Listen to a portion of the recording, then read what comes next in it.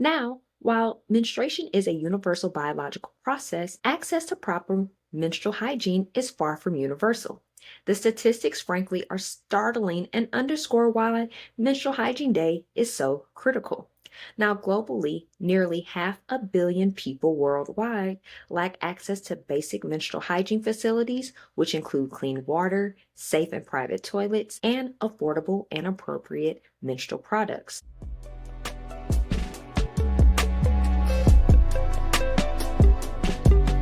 They been cramping my style all week.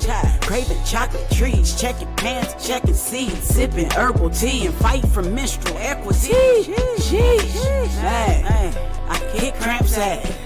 Kick Cramp's ass. Kick Cramp's ass. Kick Cramp's ass. Kick Cramp's ass. Kick Cramp's ass. Kick Cramp's ass. You're now tuned in to the Kick Cramp's Ass podcast with your host, Brittany Walker, advocating for menstrual equity, period poverty, and womb wellness. New episodes on Menstruation Mondays. Happy Menstruation Monday, and welcome back to the Kick Cramp's Ass podcast, where I am your host, Brittany Walker, but I go by B. And today we are recording this in just ahead of a very significant date, which is May 28th. This day is not just another calendar mark, but it is actually Menstrual Hygiene Day. Our goal today is to demystify, educate, empower, and shine a much needed light on menstrual health and hygiene, both globally and right here at your home. We will explore what all this day is about, share some crucial statistics, touch on important health considerations like toxic shock syndrome, which is TSS, and offer practical tips for managing your period with confidence and comfort. So let's go ahead and get started. Now, you know we like to kick off each episode with the I am power statement. I representing inspiration, A representing affirmations, and M representing manifestations. And the I am power statement for today is, my period is a cleansing and rejuvenating process and is supported through consistent menstrual hygiene practices. Ashe. Now, you know we also like to give a quote of the day, and today's is, let's celebrate Menstrual Hygiene Day by committing to education and advocacy. Together, we can create a future where menstruation is understood, respected, and supported. And that's by the Menstrual Hygiene Day organization.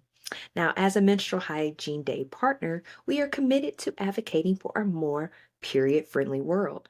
Better menstrual hygiene opportunities, better menstrual hygiene facilities, and menstrual equity for all of those who menstruate globally. Now, I did pull this information directly from the Menstrual Hygiene Day website, and we will also plug in an episode in the description of this episode that we did last season, season 2, where we actually interviewed one of the co-founders and the leaders of the Menstrual Hygiene Day organization. But back to the information from their website.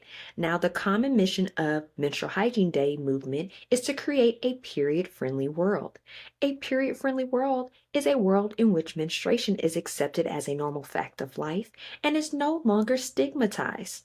It is a world in which everyone is educated about menstruation from an early age. In a period-friendly world, everyone has access to quality and affordable period products of their choice. Everyone has access to period-friendly toilets. And in a period-friendly world, menstrual health services are available to everyone. It is a world where no one is held back just because they menstruate. All right, guys, we're going to go ahead and cut to a quick commercial break, and we're going to take a sip of our good old Cramp Elixir, our bestseller from 2023 and 2024, and we will be right back with you. Have you tried our bestseller, the Cramp Elixir?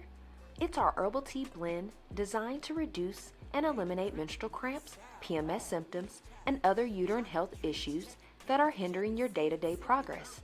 Our elixir may decrease inflammation, reduce stress and anxiety, regulate blood flow, balance your mood, and it can kick cramps ass. It includes a variety of herbs including hibiscus, red raspberry leaf, calendula, motherwort, ashwagandha, plus more. Head over to kickcrampsass.org and grab yours today. Now, back to the show.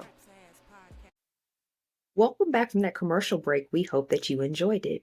So, what exactly is Menstrual Hygiene Day? Menstrual Hygiene Day, often shortened to MH Day, was initiated by a German nonprofit called Wash United in 2014. Now, WASH stands for Water, Sanitation, and Hygiene. Now, the date, May 28th, is not just random. It is a cleverly chosen date because May is the fifth month, symbolizing the average 5 days of a period, and the 28th actually represents the average length of a menstrual cycle. So we put together 528, making Menstrual Hygiene Day. The overarching goal of MH Day is simple yet profound: to break the silence, raise awareness, and change negative social norms surrounding menstruation. It is about promoting good menstrual hygiene management, or MHM, for everyone who menstruates, regardless of their background or their location. It is also a day to collectively push for a world where no one is held back because they have their period. It's just not about providing pads or tampons, but it's also about dignity, health, and human rights. So let's go ahead and get to not just national, but global statistics and challenges. Now, while menstruation is a universal biological process, access to proper menstrual hygiene is far from universal. The statistics, frankly, are startling and underscore why Menstrual Hygiene Day is so critical. Now, globally, nearly 500 million people worldwide lack access to basic menstrual hygiene facilities, which include clean water, safe and private toilets, and affordable and appropriate menstrual products. Now, a 2022 article titled Period Poverty: Why It Should Be Everyone's Business, it confirmed that over 500 million individuals lack access to menstrual hygiene products and facilities. In addition, two-thirds of the 16.9 million low-income menstruators in the United States could not afford menstrual products in the past year, with half of this needing to choose between menstrual products and foods. So imagine trying to manage your period in a public place with no privacy, or having to choose between whether you're going to eat and if your family's going to eat, or buying the essential hygiene supplies that your body needs. Now, the education gap is equally concerning. In many parts of the world, and even in some communities here in the United States, girls, women, and menstruators lack accurate information about their own bodies. They might learn about menstruation only when they get their first period, or even later, often then from unreliable sources, leading to fear and misunderstanding. Hence why here at Kick Cramps Ass, we offer so many multiple forms of resources, tools, and support based on your preferred learning styles or accessibility. Now, this lack of access and education, combined with deep-seated societal stigma and shame, leads to significant consequences. So we see stories of young girls missing school during their periods. In some countries, as many as 1 in 4 girls miss school, jeopardizing their education and future opportunities.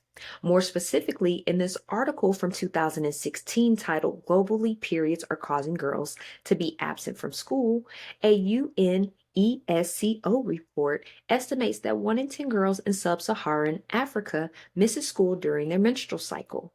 By some estimates, this equals as much as 20% of a given school year. Now, many girls tend to drop out of school altogether once they begin menstruating. Now, should young women miss 20% of their school days in a given year due to lack of facilities, or due to lack of information or lack of sanitary products? This is not good, guys. And again, this article is from 2016. We are now in 2025, 9 years later, and we're still having this issue and it's continuing to grow. Now, women tend to miss work, impacting their economic independence. The cycle of period poverty and shame perpetuates inequality and limits potential. So, according to the study in 2019 titled Productivity Loss Due to Menstruation Related Symptoms, a nationwide cross sectional survey among 32,748 women. The research team determined a total of 80.7% of menstruators report decreased productivity while at work due to their period, which on average is about 23.2 days per calendar year. Now, to add on to these statistics, according to a 2023 article titled Menstrual Symptoms Hurt Workplace Productivity of Many Women, UVA Health Survey finds. Therefore, a new UVA Health Survey revealed that menstrual symptoms reduce the workplace productivity of many American menstruators, with 45.2% reporting that their symptoms require them to take days off. And it's just not about social and economic disadvantages. So, as we can see, guys, there are statistics and there's so much research out there explaining the period poverty that we have due to insufficient menstrual hygiene globally. And it's just not about social and economic disadvantages. There are very real health implications when proper menstrual hygiene is neglected. But first, let's cut to a quick commercial break and we'll be right back with you. Tired of clunky remote recordings? Level up with Riverside FM Pro. Get studio quality audio and video, effortless editing with powerful AI tools, and seamless live streaming and collaboration. Become a pro of Riverside.fm and unlock the full potential of your content. Sign up today and make your voice heard. Visit the link in the description of this episode to discover more. Now, back to the show. Welcome back from that commercial break. We hope that you enjoyed it. Now, this brings us to a crucial health topic, menstrual hygiene ailments. While many discomforts are normal with a period, poor hygiene can lead to serious issues. Now, directly related to menstrual hygiene products, let's get into toxic shock syndrome, or TSS. Now, TSS is a rare but life-threatening bacterial infection. It is primarily caused by certain strains of bacteria. Now, while it can affect anyone, it is most commonly associated with menstruating individuals, particularly those who use super absorbent tampons and leave them in for extended periods of time. Now, here why this is so important to be aware of TSS. The bacteria can produce toxins that rapidly spread throughout the bloodstream, leading to severe symptoms. Now, this may include a sudden high fever, vomiting, diarrhea, a sunburn like rash, muscle aches, dizziness, confusion, and even headaches. But if left untreated, TSS can quickly progress to organ failure, shock, and even death. It is vital to recognize these symptoms and seek immediate medical attention if you suspect TSS. Beyond TSS, other common ailments linked to less than ideal hygiene include yeast infections, bacterial vaginosis, which is BV, and even urinary tract infections. Beyond TSS, other common ailments linked to less than ideal hygiene include yeast infections, whether you get them ever so often or recurring, and we did talk about that last episode through our Candida overgrowths. We will drop a link to that episode in the description of this one. All right, bacterial vaginosis, which is BV, and even urinary tract infections. These are often linked to prolonged moisture, pH imbalances, or improper cleansing. Being mindful of how you wipe yourself with toilet tissue, meaning front to back and not back to front, the material of your underwear, how frequently you change your undergarments, what you eat, what you drink, practicing safe and hygienic sex, your sanitation practices, how often you change the towels or items that you use to bathe with, eliminating douching, and how often you change your menstrual hygiene products can easily help rectify your pH balance and restore your vaginal area. However, menstrual hygiene could still also negatively impact your menstrual cycle process, meaning your blood flow, your duration, etc. It can also increase PMS symptoms or lead to ailments like infertility, endometriosis, or fibroids. With all of that being said, then let's talk about essential menstrual hygiene tips. Let's shift gear to empowerment and practical knowledge, knowing what we can do about the challenges and potential health risks. What are some essential menstrual hygiene tips that every menstruator should know and practice? First, the general principle is simple: cleanliness, regular product changes, appropriate product choice, and listening to your body. First, product changing frequency is key. For tampons and pads, aim to change them every 4 to 8 hours. I even say every 4 to 6. If you have a very heavy flow, you might need to change them more often. For menstrual cup, disc, or even underwear, they can often be worn longer, typically up to 8 or 12 hours, but always follow the specific manufacturer guidelines. I still recommend every 4 to 6 hours with these as well, just to stay on top of your hygienic practices if you have accessibility to do so and can afford. But if you're using reusable products, then I would say definitely try to exchange them every 6 to 8 hours as well. Hand washing is the next tip. It is non-negotiable. Always wash your hands thoroughly with soap and water before and after changing any menstrual product, or when you're dealing with any type of unsanitary issues after you wash dishes, after you use the restroom, before you have sexual activity. It is so important to keep your hands washed. Now, our third tip is when it comes to washing your body, focus on external cleansing only. Use mild soap and water, or just simply water to clean your vulva. That is right, you can use just water to clean your vaginal area.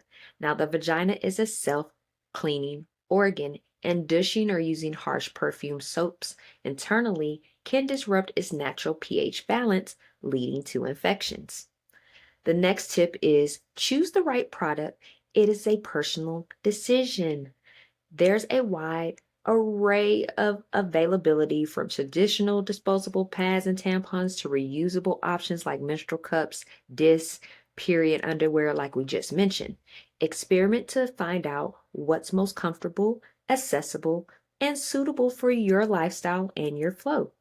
If you prefer using tampons, remember to always use the lowest absorbency tampon and all natural or organically made for your flow to reduce TSS risk. Our next tip is proper storage of your menstrual products is also important. Keep them in a clean, dry place to prevent contamination. And speaking of our next tip, what should you do with used products? Meaning disposal matters. Always wrap used pads or tampons and place them in a waste bin. So wrap them in the wrapper that you're taking the new pad or tampon out of, toilet tissue. You need to be able to dispose adequately. And then place them in a waste bin. Please never flush them down the toilet, as they can significantly cause plumbing issues and environmental issues. And lastly, but most importantly, the tip is to listen to your body. Get to know what is normal for your cycle, your flow, and your discomfort levels. If you experience unusual pain, discharge, persistent odor, extremely heavy bleeding, or any symptoms that worry you, do not hesitate to seek medical advice from a health professional. And if you cannot afford one, look into free resources online or within the community for further assistance. All right, guys, so we're going to go ahead and cut to this quick commercial break, and we will be right back with you. Periods got you down? Kick cramps to the curb with Pilates for Periods. Our online program combines targeted Pilates, soothing yoga, calming meditation, and breathwork to help you manage your menstrual cycle naturally. Feel stronger, calmer, and more in control.